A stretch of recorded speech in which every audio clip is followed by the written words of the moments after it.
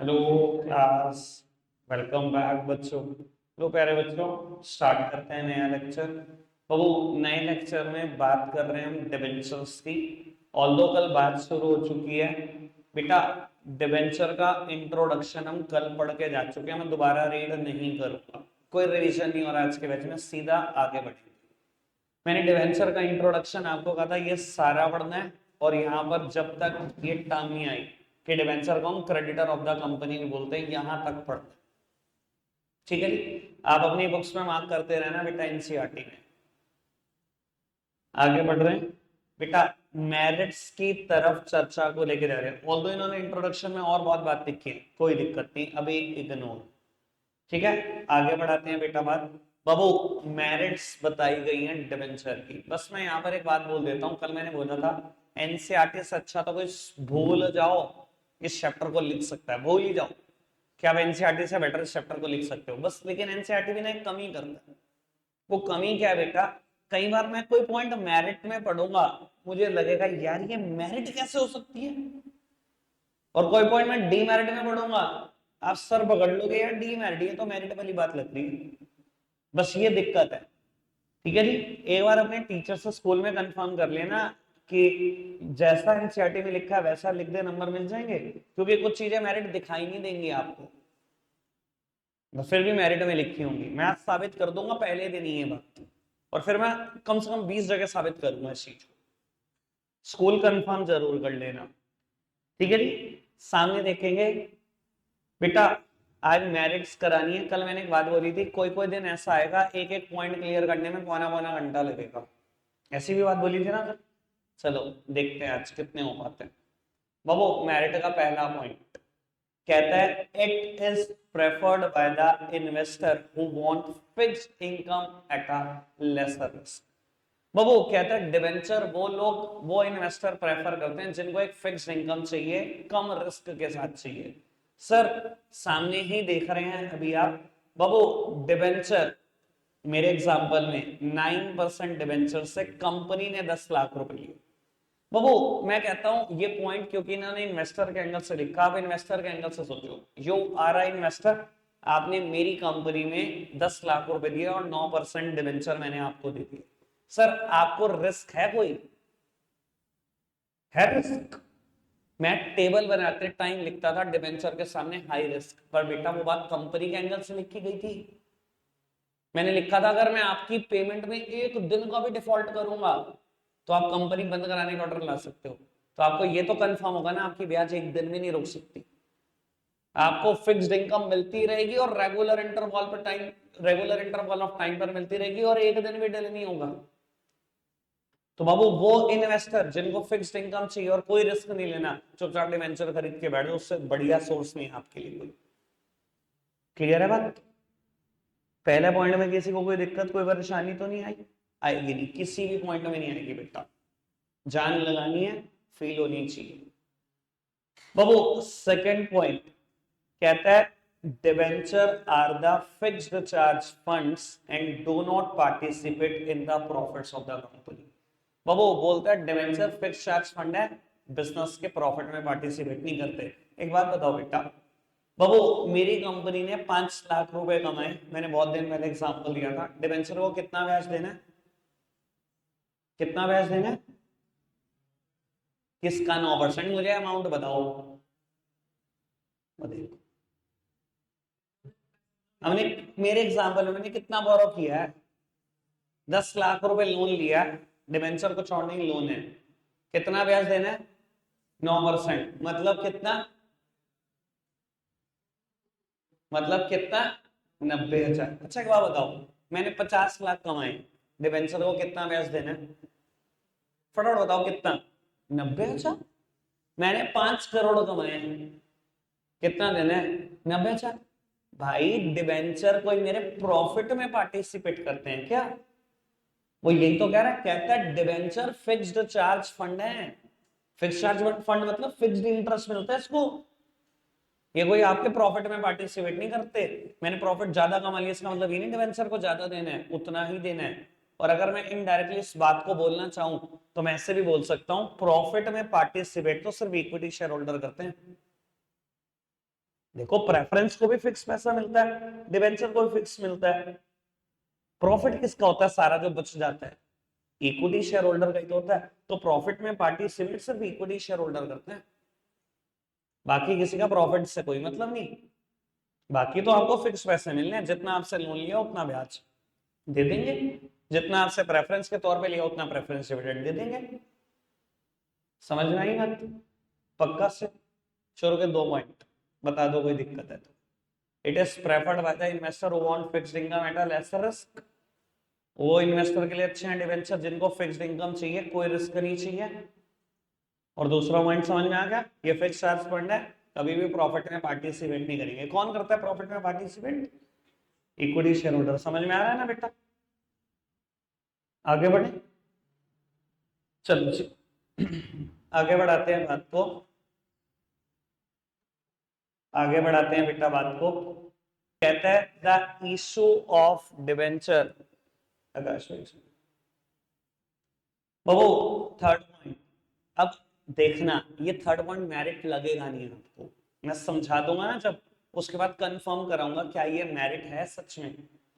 कहता है the issue of debenture is suitable when the sales and the earning are relatively stable. बाबू कहता है डिवेंचर तभी सुटेबल है जब सेल और अर्निंग आपकी स्टेबल हो चुकी है। लो समझाता हूं बेटा बात। बाबू आज ना कंपनी का फर्स्ट ईयर ऑफ ऑपरेशन है, पहला साल है। कंपनी ने क्या करा, पहले साल में ना बेटा सेल कर दी बेटा 20 lakhs, लेट्स सपोज, ठीक है जी। और बेटा कंपनी का प्रॉफिट मार्जिन है 25% का, यानी कि 20 लाख की सेल हुई तो इसका 25% प्रॉफिट कमाया तो 5 लाख रुपए प्रॉफिट। ठीक है जी, कोई दिक्कत कोई परेशानी तो नहीं। बाबू आपने क्या किया, ये देखते हुए कि पहले साल में इतना बढ़िया रिस्पॉन्स आ गया, सेल आ गई 20 लाख रुपए की, 5 लाख का प्रॉफिट आ गया, आपने ना डिवेंचर से पैसे ले लिए। कितने? 10% डिवेंचर से 10 लाख रुपए ले लिए। ठीक है जी, मतलब हर साल का ब्याज कितना? 10 लाख का 10% मतलब 1 लाख। अरे यार इतने तो समझदार नहीं। ठीक है, ये देखते हुए, ठीक है बाबू। अब क्या होगा, अगले साल कंपनी की सेल्स 2 लाख रुपए रहेगी, मतलब प्रॉफिट कितना? 25%। 2 लाख का 25% मतलब 50,000। अब क्या होगा, वो यही समझाने की कोशिश कर। कहता है डिबेंचर उसी सिचुएशन के लिए अच्छे हैं जब कंपनी की सेल्स और अर्निंग स्टेबल हो चुकी हो। आपने क्या देखा, आपने फर्स्ट ईयर देखा, मन में लड्डू फूटा, अब तो बहुत तरक्की करेंगे, अगले साल सेल उतनी नहीं हुई, अर्निंग उतनी नहीं हुई, कहां से दोगे बेटा ब्याज? ब्याज भी नहीं निकल रही।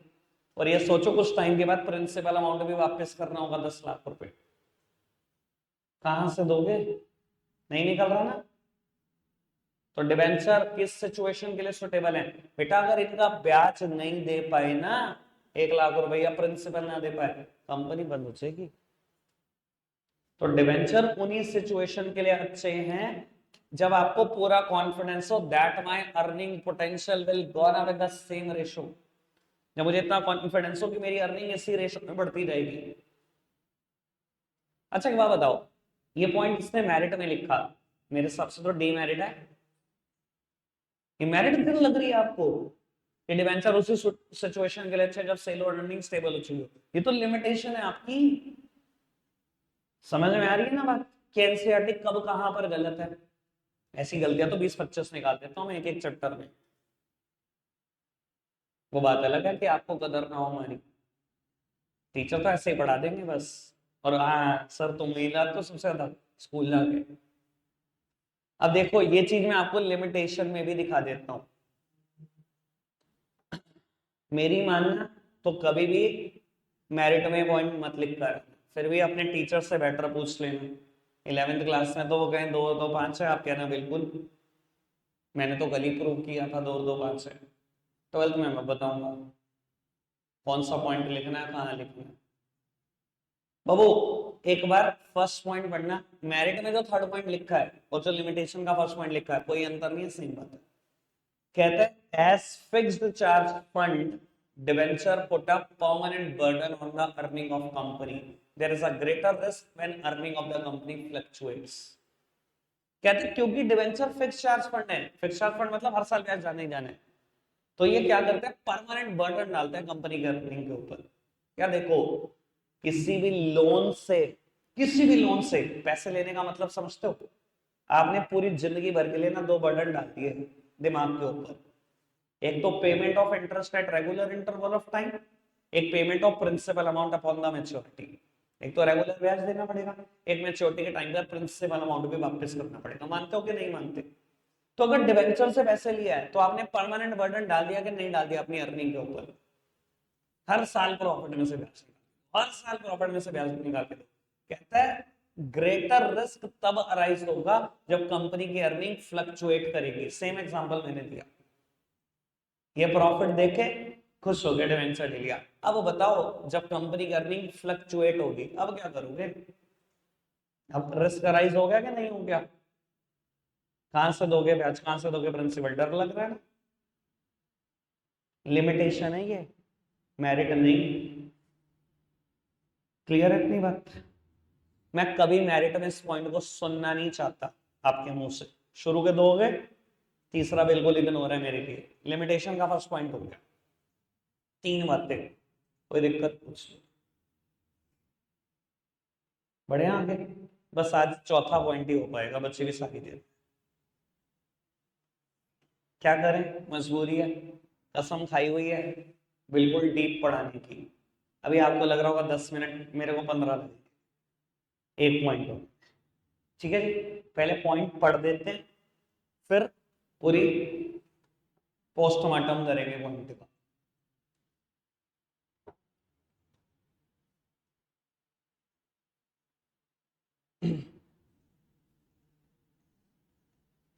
बाबू पढ़ना जरा फोर्थ पॉइंट, ऑल तो समझ नहीं आएगा, थोड़ा बहुत समझ में आएगा बेटा। फोर्थ पॉइंट कहता है S debenture do not carry voting right, S debenture do not carry voting right, financing through debenture does not dilute the control of equity share holder on management.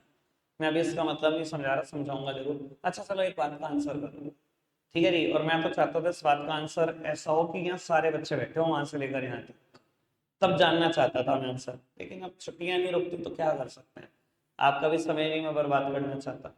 मुझे बस एक बात का आंसर करो कि आपको क्या लगता है ज्यादा अच्छा क्या होता है, लोन लेना या अपना पैसा? लोन लेना अच्छा होता है या अपना पैसा अच्छा? दूसरों का पैसा? बाबू अपना पैसा अच्छा या दूसरों का पैसा अच्छा? मतलब अपने पैसे से मेरा मतलब ऑनर्स फंड से, ऑनर्स फंड मतलब मालिकों का पैसा, लिखा था ना ऑनर्स फंड। और बेटा दूसरों के पैसे से मेरा मतलब बोरोड फंड से, मतलब कर्जे का पैसा, लोन का पैसा। क्या अच्छा? सर 1001% जितने भी लोग 11th क्लास में बैठते हैं सब यही कहते हैं अपना पैसा बहुत अच्छा होता है। ठीक है जी, हैं कुछ और मारुति भी जो ये कहते हैं, एक आध परसेंट ऐसे भी होते हैं दुनिया में, ऐसे लोग हर जगह पे मिल जाएंगे आपको। ठीक है जी, जो बाबू मतलब लीक सेट के आंसर देते हैं, पर पता नहीं क्यों बाय डिफॉल्ट सही होने का निकलता है तो लीक सेट के आंसर देते हैं। आपकी नॉलेज के लिए बता देता हूं, मैं 10 बार प्रूव करूंगा ये बात, 11th क्लास में भी 12th क्लास में भी। ये दिल है ना, दिल ये नहीं मानेगा, दिमाग को तो मैं समझा दूंगा। क्योंकि हम ना ज्यादातर इंडियंस आर इमोशनल, हम सब यहीं से सोचते हैं, ये नहीं मानने का। बाकी तो मैं सारी कैलकुलेशन से समझा दूंगा तुम्हारे को, कैलकुलेशन तुम्हारा दिमाग कहेगा यार बिल्कुल सही कैलकुलेट कर रखा, लोन अच्छा होता है। अरे दिल कहेगा नहीं नहीं यार अपना पैसा ज्यादा अच्छा होता है। कंपनी लेवल पे बता देता हूँ बात, हमेशा कर्जे का पैसा बहुत अच्छा होता है, बहुत बहुत अच्छा होता है। मैं 3 पॉइंट से साबित करूंगा ये बात। ठीक है जी, उनमें से एक पॉइंट फोर्थ पॉइंट भी है। ठीक है जी, श्री गणेश करें, चलो जी, श्री गणेशाय नमः। बाबू मैं एग्जाम्पल फ्रेम कर रहा हूं, बैंड नहीं बजानी इसकी, आराम से सुनना समझते हैं। तेरा भी नंबर है फिर देख, तेरा मुंह बन गया था मैंने एक बैच में आकर। मैं उस टाइम पे जवाब देना चाहता था कि ये तो मकड़ होती है ना, किसी और को दिखाया करो। फिर मैंने कुछ कहा नहीं और अब तेरी फिर बातें नहीं रुक रही। बाबू सामने देखे कि एक एग्जाम्पल फ्रेम करते हैं।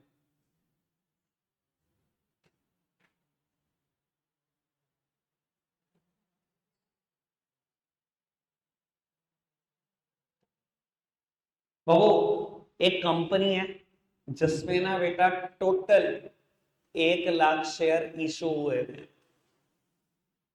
ठीक है बेटा, एक पर्सन है शौर्य, इसके पास ना 30,000 शेयर है, और इसी का खास मित्र परम मित्र, उसके पास भी 30,000 शेयर है, और मेघांश इसके पास 40,000 शेयर। ठीक है जी, जब मैं शेयर बोल रहा हूं आपके कान में आवाज क्या जा रही है? Equity share. बाबू इक्विटी शेयर के पास ही तो वोटिंग राइट होते हैं, इक्विटी शेयर के पास ही तो कंट्रोल होता है। बेटा 30,000 शेयर हैं 1 लाख में से, यानी कि 30% शेयर है, यानी कि 30% वोट भी इसके पास है। गर्व के पास 30% वोट, 30,000 शेयर है 1 लाख में से, तो 30% ही शेयर है, 30% ही वोट है। और बेटा मेघांश के पास 40% शेयर है, 40% ही वोट है। तो ये दोनों ना बहुत अच्छे दोस्त हैं, और इनकी लड़ाई चल रही है मान लो आजकल मेघांश से। ठीक है, बहुत अच्छे दोस्त हैं, वो दिखाने के लिए साथ बैठ गए, आज ये आया नहीं ना गर्व, वरना मेघांश को पूछता भी नहीं है शौर्य। ठीक है, ये दोनों बहुत अच्छे दोस्त हैं, मिलाकर कितना कंट्रोल इनका? 60%। और मेघांश के पास कितना? 40% कंट्रोल। बाबू 60% कंट्रोल होने का मतलब समझते हो? शायद आप समझे नहीं जो मैं समझाना चाहता हूं। डेमोक्रेसी है। अच्छा एक बात बताओ, मान लो आपके शहर से 2 कैंडिडेट इलेक्शन लड़ रहे थे, राघव लखनपाल जी और इमरान मसूद जी, बाकी तो सब ऐसे ही भीड़ का हिस्सा थे, मेनली तो यही दोनों कैंडिडेट थे। मैं कहता हूं किसी एक को, इमरान मसूद जी को 52% वोट मिलते और 48% मिल गए राघव लखनपाल जी को, बाबू कौन जीत गया? यानी कि आपके फेवर में बस मेजोरिटी होनी चाहिए, आपके फेवर में 50.1% वोट होने चाहिए, 49.9 लेकर दूसरा खड़ा रह जाएगा, कुछ नहीं होगा, 5 साल बैठा रह जाएगा, यही होगा ना सर? इन दोनों के पास 60% वोट है, और कंपनी सब डेमोक्रेसी से चलती है, डेमोक्रेटिक कंट्रोल होता है कंपनी में भी, जनता का ही कंट्रोल है। 60% आपके पास वोट है, यानी कि मेजोरिटी है, कंपनी के सारे डिसीजन आप खुद ले सकते हो बिना मेघांश को पूछे। मीटिंग में आए, चाहे मेघांश आके बैठे कि नहीं बैठे, 60% वोट है, आपने कहा ये बोर्ड ऑफ डायरेक्टर बने, मेरे 60% वोट है, मेघांश ने कहा नहीं ये नहीं बनेगा, मेरे पास भी 40% वोट है, आपके कहने से कुछ नहीं होता, मेजोरिटी है, मर्जी का बोर्ड ऑफ डायरेक्टर बन गया। आपने कहा इतना डिविडेंड बांटना है, बढ़ गया, आपने कहा डिविडेंड इस साल बिल्कुल नहीं बांटना, कुछ नहीं होगा, आपने कहा एक नया प्रोडक्ट लॉन्च करना है, मेघांश मना करता है, लॉन्च हो गया, जो चाहोगे वो कर लोगे। समझ में आती है बात? कोई दिक्कत कोई परेशानी तो नहीं? अब सुनना, बड़े काम की बात, कंपनी को 10 लाख रुपए की जरूरत इस सिचुएशन के बाद और पड़ गई, 10 लाख की जरूरत। ठीक है, और मान लो कंपनी के पास पहली सिचुएशन ये है कि 10 लाख रुपए के कंपनी डिबेंचर इशू करना चाहती है, सामने देखते रहना। बाबू कंपनी ने डिबेंचर इशू कर दिए, 10 लाख रुपए ले लिए, क्या इस सिचुएशन पे कोई फर्क पड़ेगा? क्या इनके कंट्रोल पे कोई फर्क पड़ेगा? कभी भी नहीं। क्यों पड़ेगा? डिबेंचर के पास थोड़ी वोटिंग राइट होते हैं, कुछ भी फर्क नहीं पड़ेगा, सब कुछ एज इट इज चलता रहेगा। लेकिन सिचुएशन चेंज है, मान लो जो डिवेंचर होल्डर के पास गिरवी रखने के लिए एसेट चाहिए, डिवेंचर होल्डर के पास एसेट गिरवी होती है, 10 लाख रुपए लेने कम से कम 15 लाख की एसेट देनी पड़ेगी, तो वो नहीं है आपके पास, तो डिवेंचर होल्डर ने कम पैसे देते। इक्विटी से पैसे लेने के लिए, इक्विटी शेयर से पैसे लेने के लिए कुछ भी गिरवी नहीं रखना होता कंपनी को। कंपनी ने कहा जी मेरे पास गिरवी रखने के लिए कुछ है नहीं, यानी कि मेरे पास आखिरी ऑप्शन क्या है, इक्विटी शेयर से ही पैसे ले लो। कंपनी ने 1 लाख शेयर और इशू कर दिए, 10 रुपए वाले, आराम से सुनते रहना, बात गड़बड़ नहीं होनी चाहिए। कंपनी ने 1 लाख इक्विटी शेयर और इशू कर दिए 10 रुपए वाले। ठीक है, और शौर्य और गर्व नहीं खरीद पाए due to the shortage of fund. Shaurya और गर्व नहीं खरीद पाए due to the shortage of fund, और मेघांश ने पूरे के पूरे 1 लाख शेयर खरीद लिए।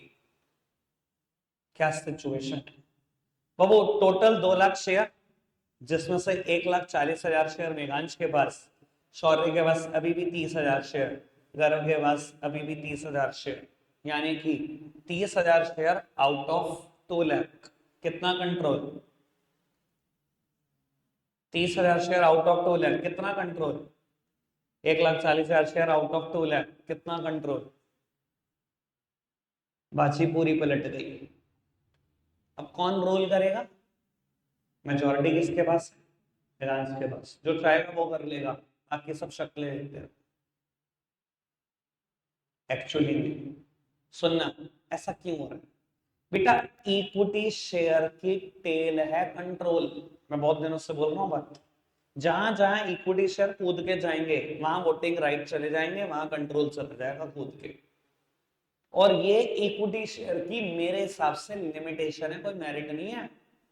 क्या करते हैं इक्विटी शेयर? आपका कंट्रोल डाइल्यूट करके रख देते हैं, आपका कंट्रोल छीन के रख देते हैं। किसके फेवर में था कंट्रोल? इनका कंट्रोल छीन के रख दिया इक्विटी शेयर ने, छिनवा दिया ना कंट्रोल। जबकि डिबेंचर कंट्रोल छिनवा सकता है आपका। यही बात मैंने बोली थी ना, ये सिचुएशन है बस ये। और कंपनी को 10 लाख की जरूरत है, आपने डिबेंचर से ले लिए, 1 लाख डिबेंचर इशू कर दिया 10 रुपए वाले, क्या आपका कंट्रोल छीना? डिबेंचर कंट्रोल नहीं छीनता, इक्विटी कंट्रोल छीन लेता है। आगे की बात सुनना। सर आप अभी तक इसको मजाक के तौर पे शौर्य और गर्व समझ रहे हो, मैं आपको एक्चुअल एग्जांपल देता हूँ। ये किसका? ये रिलायंस इंडस्ट्रीज लिमिटेड है। और बेटा ये दोनों कुछ और नहीं बेटा, ये मुकेश अंबानी है, जिसके पास 60% कंट्रोल है अकेले रिलायंस का। और ये पूरी दुनिया जिनके पास 40% कंट्रोल है, पूरी दुनिया के पास 40% कंट्रोल है, और अकेले मुकेश अंबानी के पास 60% है रिलायंस का। ईमानदारी से बताना, वो चाहेगा मेरा कंट्रोल छिन जाए? सच बताओ, वो चाहेगा मेरा कंट्रोल छिन जाए? अभी पता है वो क्या करता है? 60% वोटिंग राइट है, जो चाहेगा वो कर लेगा। उसने कहा जी जियो 4G को अलग करो, बोर्ड ऑफ डायरेक्टर बना होगा आकाश अंबानी को। चलो भाई साइन लगे, अगले दिन Akash Ambani board of director. Jio financial services को अलग करो, ईशा अंबानी को डायरेक्टर बना उसका, साइन घुमाए ईशा अंबानी डायरेक्टर। बैठे तो पूरी दुनिया 40% में, वो जो चाहता है वैसे चलाता है रिलायंस। अच्छा वो चाहेगा क्या कंट्रोल छीनने? ईमानदारी से बताओ। नहीं चाहेगा। अब मैं बताता हूं क्या होता है। जब भी रिलायंस में पैसों की जरूरत पड़ती है, मैं बड़े काम की बात बोलने जा रहा हूं, मैंने कहा था 50 तक भी खत्म नहीं होगा, सामने देखते रहो। एक एक पॉइंट कहा था ना, कितनी कितनी देर लगाऊंगा, पर बेटा वजह है। मैं नहीं समझाऊंगा ना, ऐसा आप कहोगे क्या नॉलेज है यार। और स्कूल में देख लेना, वहां जाके पता लग जाएगा किसको क्या नॉलेज है। बाबू सर बात बड़ी सिंपल सी है, जब भी रिलायंस को पैसों की जरूरत पड़ती है ना, मुकेश अंबानी के दिमाग में एक खतरा हमेशा है कि पैसों की जरूरत है, अगर इक्विटी शेयर इशू हो गए और किसी और ने खरीद लिए, मेरा कंट्रोल गिर जाए। वो क्या करता है, कंपनी को जब भी पैसों की जरूरत पड़ती है, हमेशा सिर्फ एक ही चीज पर रहता है, लोन लेंगे, हम लेंगे नहीं इक्विटी शेयर से पैसे। लोन लेने का फायदा क्या? कंट्रोल कभी छीनेगा नहीं। वो इसी बात पे ही साइन करता है, लोन लेना है, दैट्स इट, लोन ही लेना है। पता है रिलायंस के ऊपर कर्जा कितना है? कुछ लगभग 5 लाख करोड़ का। 5 लाख करोड़, सिर्फ इसी वजह से, क्योंकि जब भी पैसों की जरूरत पड़ती है रिलायंस कभी एग्री ही नहीं करता, मतलब मुकेश अंबानी कभी एग्री नहीं करते इक्विटी से पैसे, क्योंकि उनको खतरा यही है, इक्विटी इशू होगा मेरा कंट्रोल जा सकता है। इक्विटी शेयर कंट्रोल डाइल्यूट कर देते हैं आपका, छीन के रख देते हैं आपका control, but that does not have any such implication. Debt में, डेट का मतलब डिवेंचर से नहीं होता, सारे कर्जों से होता है। डेट में कभी भी ये इंप्लीकेशन होती ही नहीं है, डेट कभी कंट्रोल नहीं छीनता। समझ में आई बात? यहां मैं एक बात और बता रहा हूं, और वो लिखनी है। अभी मेरे को किसी के हाथ में भी एनसीईआरटी दिखनी थी, 60-70 रुपए खर्च लेना, कल एनसीईआरटी आ जानी चाहिए सबकी। ठीक है जी। मैं एक बात बोल रहा हूं, 12th क्लास में भी सेम बोल लूंगा इसी पॉइंट से रिलेटेड। अगर आप ये ना लिखना चाहो फोर्थ पॉइंट तो क्या लिख सकते हो ये भी बता देता हूं। पहले फोर्थ पॉइंट में क्या लिखा पढ़ देता हूं। कहता है as debenture do not carry voting right, क्योंकि डिबेंचर को कोई वोटिंग राइट नहीं होता। Financing through debenture does not dilute control of equity share holder on management. Debenture से पैसे लेने से कोई कंट्रोल डाइल्यूट नहीं होता इक्विटी शेयर वालों का। सही लिखी है बात, इतनी अंग्रेजी तो समझते हो। अब मैं बताता हूं मैं इसकी जगह कभी कभी क्या लिखवा दिया करता था, वो भी बिल्कुल बात सीखी। अ कंपनी में afraid of take over would prefer debt over equity. बाबू क्या बोल रहा हूं मैं, a company would afraid of take over, जिन कंपनियों को डर लगता है कि कोई और टेक ओवर ना करके चला जाए, they would prefer debt over equity. हमेशा उनको प्रेफरेंस किसको देनी है, डेट को देनी है। इक्विटी से पहले प्रेफरेंस हमेशा डेट को दो। डेट को प्रेफरेंस देने से क्या होगा, आपका कंट्रोल कभी छीनेगा नहीं, पूरी जिंदगी नहीं छीन सकता। जो मुकेश अंबानी जी कर रहे हैं वो क्या कर रहे हैं, वो डेट को तो प्रेफरेंस दे रहे हैं। जब पैसा चाहिए डेट से ले लो, कर्जे से ले लो, चाहे बैंक से लोन लो, चाहे डिबेंचर से पैसा लो, चाहे किसी और कर्जे से लो, कंट्रोल जाएगा ही नहीं कहीं। समझ में आई बात। अ कंपनी में afraid of take over would prefer debt over equity. कल एनसीईआरटी लेके आना, मैं लिखवाऊंगा ये। चार बातें क्लियर। स्ट्रेंथ दिखनी चाहिए और खुद दिखेगी तुम्हें। इतना मजा आएगा ना इस चैप्टर में, देख लेना तुम कहोगे भैया बस लेवल बढ़ गया भाई, बहुत अच्छे से बढ़ गया। और चलो रखते हैं आज के लिए इतना ही है प्यारे बच्चों, बाय बाय।